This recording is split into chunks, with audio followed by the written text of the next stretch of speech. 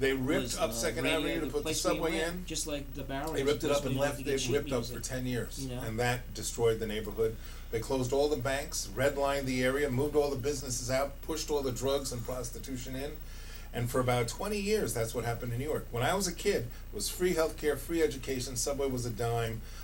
I never paid more than $25 for an apartment. They had rent control, and the way rent control worked was they gave when your grandmother died, you took her name, right? And you stayed there. But you didn't have to do that. You did that, didn't you? No. Yes, you didn't have to do that. I knew people. They drove people to do that because you used to be able to get a rent-controlled apartment relatively easy. But after '72, when the oil embargo came, just keep some money in grandma's account. The famous thing if you needed an apartment was you looked through the obits. It's the first place you didn't go to apartment rentals. You went. Move right in. Went right direct. I had a girlfriend who had. She was a midget. Is rent control over? And some of them she are still had a there, business where she would read the obits, and where she'd see Italian or Jewish name, she'd call them up and say, "Yeah, I see your dad died. You know, it's too bad. Listen, take what you want. I'll give you $100 for the rest." Yeah. And she had a store where she sold furniture and clothes and all of that kind of stuff. And it was like living with someone out of Charles Dickens novels. You know, that scene where Scrooge is at Christmas past and people are ripping all this stuff. Well, it was just like you go in and just go through the stuff. And we would go into burning buildings and take us stuff out of burning buildings. And the fireman, what are you doing here? Buildings on fire. Help me with a couch. Help me with a couch. It's just got a little smoldering on it. You know that's true too, don't you? Oh, she was sick. The other thing was they used to have bulk pickup day every Wednesday. Yeah. So me and my friend would drive around. Where's ahead of the truck? And we'd shop around, and we found but those beautiful. guys, but the garbage men would shoot you for that. That was their stuff. If you had to get there before you had Wednesday to be well out of the truck. You had to be. There were these tribes of people that would go around. It was fun. It was a touring day. Every Wednesday was bulk pickup day. About touring day. Okay, at I'm night, glancing at the clock. I'm loving the stories of the old days, but I'm gonna go down the hallway and. Anyway, I just wanted you to know the background that Al has in bring to this place in public access. And so that's. And I was pretty involved in this place. I tried real hard, but the patron saint of this, I always have to kiss the ring of Wally Bowen. He's the man, Wally. Okay. So there you have it. The martial arts girl in the leopard outfit, beating up guys. I absolutely. I can't believe I didn't think of that. That's great. Wendy O. Williams used to be on cable a lot too. Mm-hmm. Bless her dead soul. Right. Yeah, she used to chop up things with a chainsaw. Oh, she did. Her boyfriend had this gig. That's cool. He was Japanese. Okay. He would say hey to everybody out there. Send us some more guests in. Mount Dungeon, Thursdays, 11 p.m., Channel 20. This channel. Send us some more guests down the hall. I'll see what I can do. You should be able to find somebody. This guy would take a melon, right, and fruit, chop it all up, throw it in the melon, stick his hand in the melon, and then duct tape it. And then he had a samurai blade and go, and all this stuff would flow out on a plate, beautiful, right?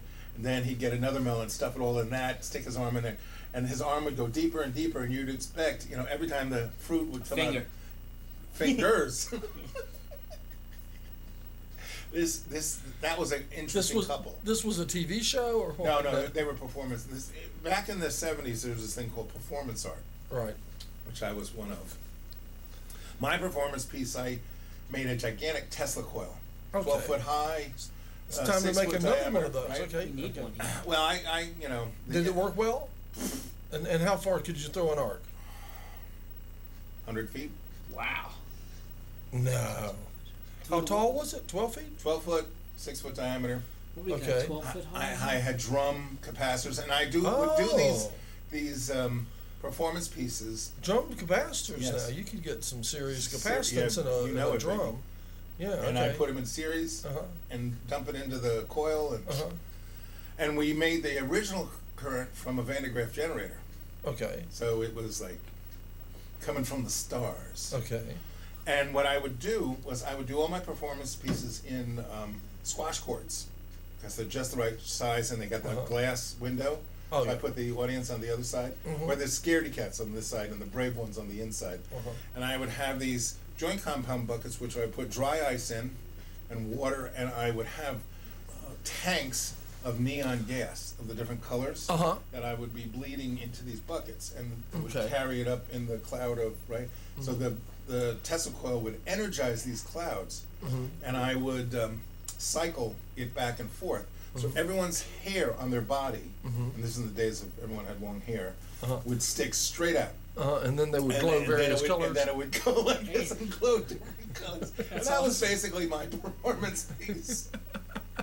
That's pretty cool. Yeah, it was. And I would throw a lightning bolt or two. And, Lightning bolt throwing. That's awesome. yeah, just wired it, came up. My hand had a glove. I had plates around. And one time I got a little too careless, and some guy sat down between my glove and the plate, and that was Got zapped? Yeah, that wasn't good. Did Luckily, you he go didn't down? have a pacemaker. Yeah. Luckily, he was young and survived the incident. So how do you like the second cup of tea compared with the first? Well, this kind of sneaks up on you, where the other was just a nice cup of tea. Okay. So I kind of like the first one better. Okay, and how does this one sneak up on you? Well, it's got that kind of almost metallic taste that comes up the back of your throat. I see. So, I don't know. I usually only get that from bad acid, you know. But anyway. Strong metallic taste. Yes. What would, okay, now the question. We first questioned what it would be like having sex slave clones. Next one, what do you think the world would have been like if, a two-part question. A, if they didn't make acid illegal and everyone took it, Right. and it was like in breakfast cereal. Mm-hmm. What do you think the world would be like? Well, that's how I used to do that. When I used to live in Miami in the 60s, I used to actually eat acid at breakfast, sometimes before breakfast, and actually if you're too slow about making your breakfast and you get off on the acid, you don't want to eat the breakfast anymore. No. And I lost a lot of weight during that period. But acid, I recommend acid for. I know what acid for breakfast is about. I understand acid for breakfast. So what would the world be like? I recommend acid for breakfast. No, that's a recommend. What do you think the world would be like? Better, worse, more gentle? Oh, I think it would. I think it would be much improved. I think that we wouldn't. I think that having the acid illegal would be just one of the many mistakes that we've made in our society that wouldn't be made because people's minds would be stimulated by the molecules, and they would have given better, hopefully more and better thought to everything that they do.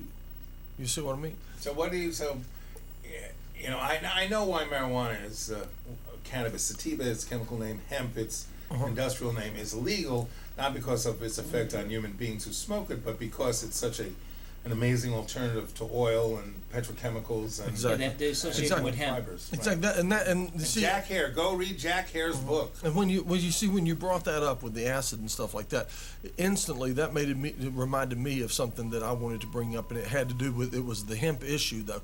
But I wanted to introduce a new hemp defense for the growing of marijuana, for the growing of hemp. I think that we have a real strong case for a pursuit of happiness defense. Why do the powers that be want us to be happy? But are we not guaranteed the pursuit of in the Constitution? pursuit of happiness? And if we cannot have a pursuit of happiness defense for the growing of hemp, Right. I don't know what. Right. Do you know what the line was in the Constitution when it was first written that Jefferson put in there, and they said, no, Tom, you can't have that. He said, the pursuit of economic security, pursuit of the individual's economic security. And his brothers at home said, no, we got to have something a little more Broader. generic. Yeah. Is that a true That's a story? true You're story. telling that as That's a true story. Yeah. Okay. Yeah. And so they went with I've heard pursuit that of before. happiness. Yes. Right. But I think your little concept is a plus legal idea. Don't you think Yeah, so? I think Pursuit so. of happiness. If we any lawyer worth his salt that cannot get a marijuana grower off on a pursuit of happiness Yeah. defense, Yeah. you know, it just makes perfect sense. Back in the day when I was studying to be a social worker, I got what is it when it's not quite a job but you're intern. I was It's not quite a job. It was like But you're doing work, you're just not getting paid. or getting paid really. It's called doing a show on Public TV. We have internships available here at URTV. Right here. Right here. And anyway, so I was a court entry officer, assistant, right? A court what? Entry officer. Entry You open the door? No, almost. Very close. What happens is you sit at a table with a marshal and a computer thing, and they bring, and it's like, between 10 p.m. and 4 in the morning. That's got to become tedious. Sitting at a table with a marshal has Right. got to become Well, tedious. these guys are, they're all right. I mean, it's like any other slice of community. As an anthropologist, I've really come to understand that every slice is kind of the same. There's good, bad, and ugly. So if you want, you look for the good. So the guys I work with, we're okay. And so, they were interested in baseball or whatever. That's what I would talk about. But the real issue is, we'd sit there and they'd bring in people. In the years that I did that, I never, ever, ever saw a guy who came in and robbed a 7-Eleven high on pot. There you Never, go. ever, ever. For how ever. many years? Well, I really did for 6 months. So Okay, but in 6 months' time, you Right, never, no. you never saw a guy Or someone who beat up his wife. on marijuana. Or someone who got in a car crash. Or any of the things that would come by our little desk. But virtually all of them were drunk. Exactly. But Exactly. that's legal. But that's legal. That's legal. Exactly. You know? There seems to be something fundamentally wrong With that picture. With that picture. Unless you delve Exactly. under Right. and see what the agenda's really. Right. I come from a generation of people who have made a conscious decision that their drugs of choice that they have chosen. We've chosen to get high on marijuana. We've chosen not to beat our wives Right. and our children. We've chosen not to wreck our cars. Right. Right. and we've chosen this lifestyle from conscious thought. We've weighed the sides one way and the other. Bad side of And- the bad side, but the other side. And they want to put us in jail for Everything it. has consequences, and the other side of marijuana is basically it makes you stupid. You know that those kids who do the truth commercials are great. You know the story behind that? You see the truth commercials? No. They're about cigarettes and drugs and stuff, right? Well, part of the settlement with when the cigarette guys went in front of Congress and they weren't sworn in, even though they did raise their hands, there was some little technicality where they weren't really sworn in. They were just moving their lips. Right. Instead of saying the words. But like about a month after they said, "Oh, we have no proof that nicotine is addictive," or blah blah blah. Well, somebody got so sick of it back in the home office, took all the boxes out and gave it to the lawyers, and that was that. So part of the settlement, other than paying billions of dollars, which is just chicken feed to these guys, Right. they gave a bunch of money to a bunch of kids to make promos I remember that. for cigarettes, right? Well, these guys thought, oh, teenagers, what can they do? Well, they've made the best, most powerful commercials known to man. And they've done it so well, other people have given them money. And it's a nonprofit in Corp called Truth. And they have this great one, these ones about pot where you see this 45-year-old guy watching TV, smoking a doobie, and his mom, Bobby, why don't you go get a job? Get a job, Bobby! Mom, he's like with the deodorant and trying to, that's one of the problems of smoking too much marijuana. Right. That's the Retentive adolescence. Right. Well, you say marijuana makes you stupid, and I'd have to a little stupid. No. If you smoke too much marijuana, You it drink makes you too much. stupid. If you smoke Okay, I'll too go much, with that right. too. That's a good Eat point. many Too much chickens, if you marijuana eat anything makes you too much, it's not good. But if you drink smoke too much, right, if you you go drink kill too much someone. alcohol, Right, it you'll makes kill you someone. stupid too. Oh, beyond However, stupid. It makes you violent, angry. Right, but if you stop smoking marijuana and if you stop drinking alcohol, Right. the guy that was smoking marijuana, he gets smart again Right. after he quits smoking the Exactly. marijuana, Right, and the and guy plus that's been the guy drinking the who's not alcohol stays smart. stupid. We The never most get your violent liver thing. back. The most violent thing that guy's gonna do is eat a box of chocolate chip cookies. Right, look who's talking. Right. Go ahead. Right. You can tell where I've come from. Look like you've had a box or two in your time. We're talking about I'm the only one eating the. Brownies, I know. You're sucking down the last of the brownies, aren't you? And I haven't even spoken anything in 36 I think years. It comes down to stimulants and how they affect people in different ways, and alcohol can affect all of us. And we can have the exact Right. same amount, but we will act differently. Yeah, but if you Yeah. drink enough, meaning when I used to counsel people who had chemical addictions, some of the people I would counsel were people Well, who drank it- alcohol, and we'd all tell our stories. That's part of it, right? And I would say, well, I've only been drunk 3 times in my life. And they would, what? No way, man. No, it couldn't. 'Cause it releases your. But I've been a your junkie for inhibitions. 18 years. Right, no, but the 3 different times I ever got drunk, they successively got worse. Like the first time I was 16. We're making too much noise. We're having too much fun. Folks, come to URTV and have fun. That's Have really some tea. true. Right, have That's some really tea. true. We have some fun here. Right. But the first time I was 16, I was with my prep school buddies. We went to, what's the name of the fancy hotel we went to? Anyway, it was in my neighborhood. I grew up in this neighborhood. I knew every brick of this neighborhood. I couldn't find my way home. I ended up falling into a dumpster. And this was the first time you what? Ever got drunk when I was yeah? 16, right? Drinking wine? No. We were in a fancy hotel. We were sitting at the bar with our prep school jackets on, and they gave us whatever we wanted. Cocktails and This stuff. is the day when you could get your fingers up to the bar in New York City. They give you a drink. Particularly if you were dressed nice. All right, when we were. We had our Well, okay, prep I school have to tell you, I go with this too now that I'm doing Right. this rocks. Right. Yeah, and this is actually Right. rock tea itself. And so that was the first time. And then 15 years went by, and I had a restaurant in New York. Yeah. And this friend of mine comes to me, and I got the flu. She goes, you got to come with me. My brother's going to have this big party. He needs you. He's just got this big fancy job, blah, blah, blah. I said, nah, man, I got the flu. She goes, no, please, please, please. Okay. I go to his house. I start cooking. And one of his first guests is a friend of mine who's a the stone alcoholic will bring their own booze to the party. That's so right. they know they had the bottle. So he's brought this big jug of wine and a big bottle of Remy Martin, which I do like. And so I started drinking both of those, wine and Remy Martin. Not a good, when you have the flu, not a good idea. So by the time dinner is served, I got like You're out the back door puking. Oh, no. I'm before that. When you're totally psychotic. And I had a fever of God knows what. And sweating like a pig in the kitchen. Anyway, there are all these fancy people who are all banking people, right? And I explode out of the kitchen with a pot of ratatouille under my arm, only wearing my underpants. Right? And I go swirling around the table like a dervish, like throwing the food in their plate, and landing in this chair. And the guy goes, and he's a performance artist also. And I'm like, oh yeah. And this lady turns to me and asks me about Duchamp and negative space, and I just fall backwards in the chair, right? And she didn't even blink. My legs are sticking straight up my underpants. And then I come to and I start crawling around under the table, tying men's shoes together and scraping the girls' legs, right? And my friend, she grabs me by the hair and pulls me up underneath and like throws me in the living room. I fall asleep.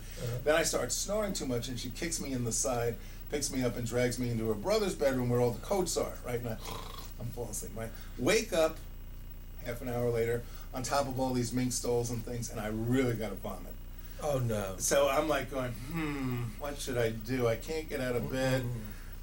Pockets. They're close.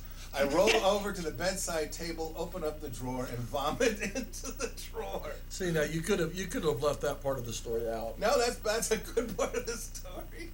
And then I go back to sleep. I wake up another half an hour, have to do it again. I roll the other side of the bed, go into that dress. Anyway, my friend, she grabs me, pulls me out of there. I was asleep. She gets me into. She had insisted that you. I come. And I told her I was sick. I couldn't do it. Right. So she knew. She was like, she wanted to kill me, but she couldn't because she knew it was her idea. It was her idea. She made you do it. And right. So we go through the tunnel, and by the time we hit back into New York, I felt great. We stopped at Canal Street. Boom! I'm out the door. Which tunnel was? Holland Tunnel. Holland. We came from. You get a gold the star. Gold Star. And so this is 30 years ago, and to this day, when I see her, she only, you know what he did, and she goes on about it, right?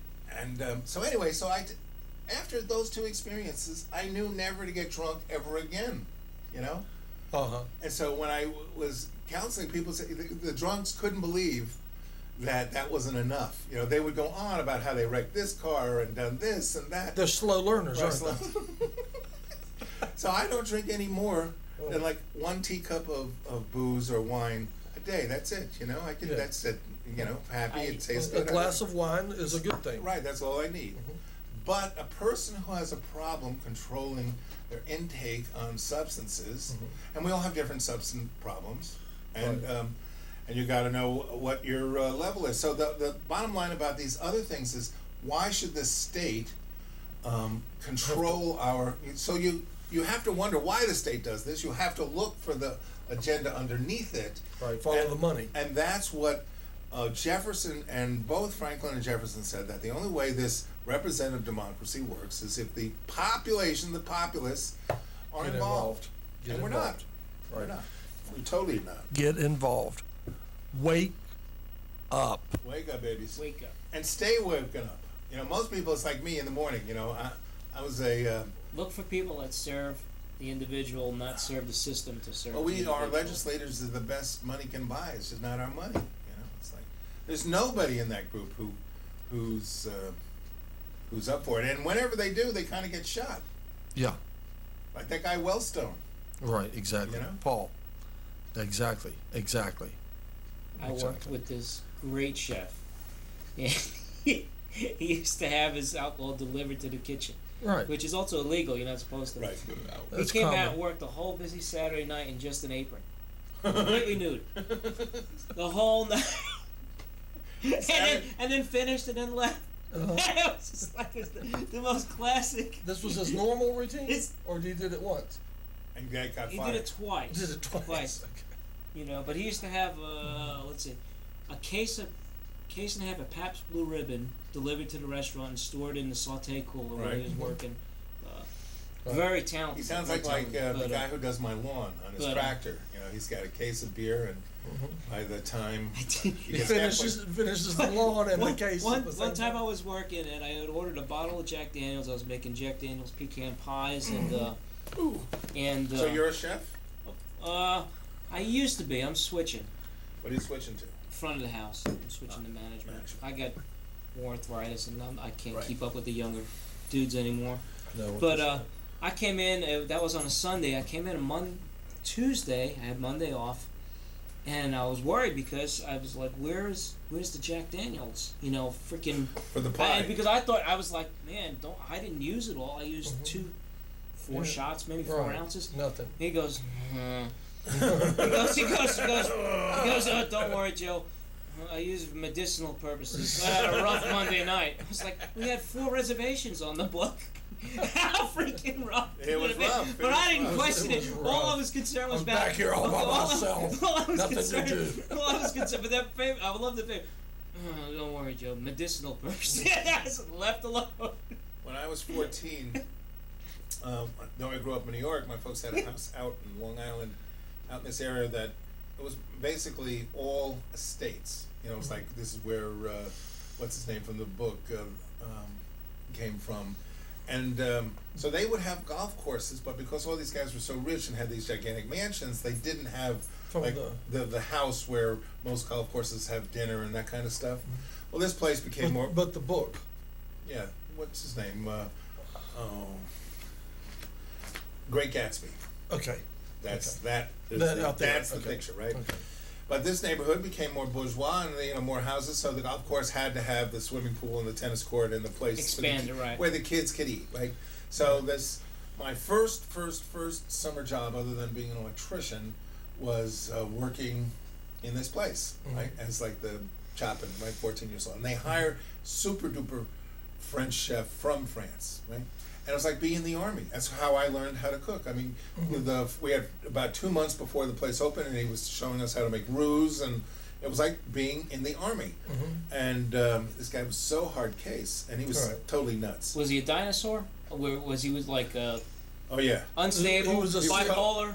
Totally, all of the above. Yeah. All of the above. He was a serious French cook. Right, all of the above. Right, and so ran the. That's the old classic definition of a chef. Totally nuts. Right.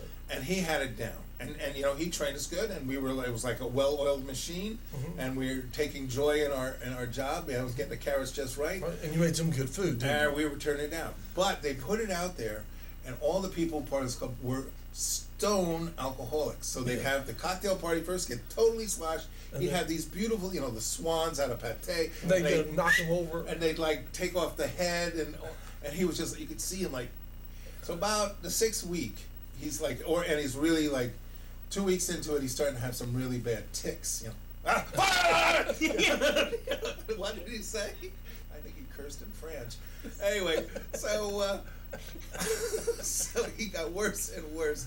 One day, and we were near farms, so there were dairy farms nearby. Mm-hmm. One day he comes in with these 2 big stainless steel buckets full of new cow manure. New manure. Oh, manure. Very smooth and wet, and he makes pate out of that and serves it to the drunks, and they eat every bit of it. Of course, they all ended up sicker than dogs. Seriously. Oh, it was bad. And so they took him away like in a straitjacket, basically. Wow. and so the manager, the oldest one of us was like 17. There was 5 of us. He goes, "You think your boys are up to run?" Became the chef, right? Bad idea. We had so many parties that were just because all of the waitresses were these like college girls, and we had parties. The one where we all got fired. Was that your downfall? Was that your ruination? Parties? Was that the summer of your ruination? No. I haven't hit that yet. When those people come knocking on my door, my question to them is, so what job are you going to give me? Oh, when they come to your door, right. You ask them that. Yeah, when they're like, I'm going to say the Jehovah's Witnesses, right, whoever. Whatever. Well, whenever the Jehovah's Witnesses come to my door, I always have big boxes of books to be moved upstairs. Do you? And I don't even go up with them. I just take them up there, put them in the room on the left, and by about the 15th box, they're swearing like sailors, and throwing away the Bible. Do they do gardening? Do they mow lawns? That's a good idea. What's that? Do they mow lawns? Jehovah, you can make them do anything. Oh, is that right? Oh yeah, especially couch it into the service of Christ. I really need this done, and as long as Jesus wants you to do it. As long as they're doing something, they can hang out, talk to you, right? Exactly. Say anything they want, right? As long as the books are moving upstairs, or the lawn is being mowed. Interesting. Yeah, it's a good way to deal with those guys. I see. We need interns here. Yeah. So come on down, Jehovah's Witnesses. Have some tea and. Okay, and then what's the other ones besides the Jehovah's Witnesses? The Latter-day Saints. Yeah, them too. Okay, all right. Digging up potatoes. Now, which ones? Okay, are they the ones that come on the bicycles? Yeah. It could be. Yeah, they're the white shirts, and they all got the white shirts and the black ties. Black ties. Yeah. I love the black. I used, growing up in New York City, that song that I think in Chicago does, Saturday in the Park. I think it was 4th of July. Right. Well, every Saturday in New York City in the summertime was like that. There's music everywhere, and the park parties. No, in the park. In the park. Yeah. In the park. And the park is so big. If you went up to the east side, northeast side of the park, that was Harlem. Went to the northwest side, that was Hispanic, Needle Park, neck of the woods, and the food and everything was shared and free, and the music coming out of those places was like... Yeah, but you're looking at 1968, 69, 70... 66 to 70. Yeah, right in there. Oh man, that was such a good time. It was, and I've seen them where I've seen them where... But that still goes on. Maybe not off the hook like that,